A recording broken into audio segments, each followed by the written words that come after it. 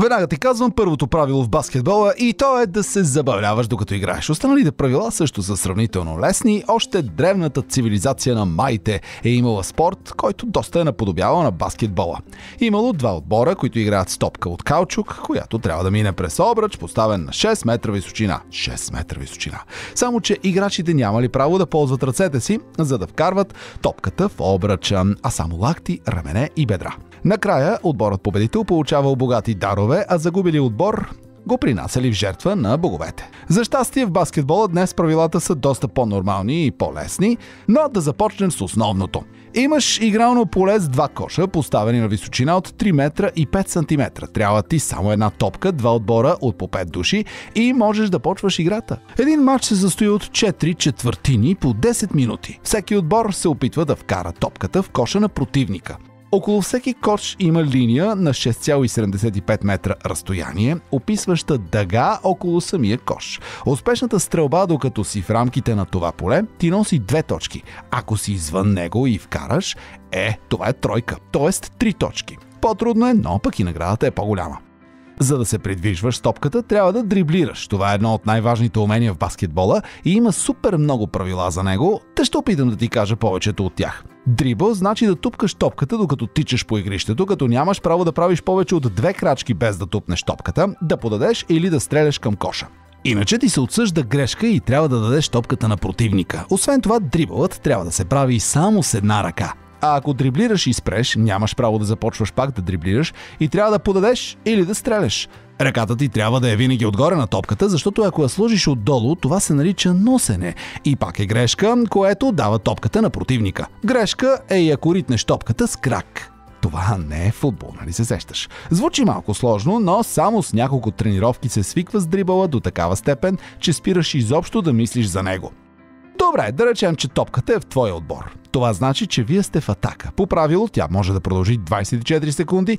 В това време твоя отбор трябва да задържи топката в очертанията на игрището. Дриблирате, подавате си, приближавате коша на противника. Каквото и да правите, трябва в тия 24 секунди да опитате да стреляте, иначе атаката приключва и топката отива в противника. Освен това, щом веднъж минете центъра с топката, нямате право да я връщате назад във вашата половина. Тази грешка се нарича върната топка. Да. Креативно име, признавам.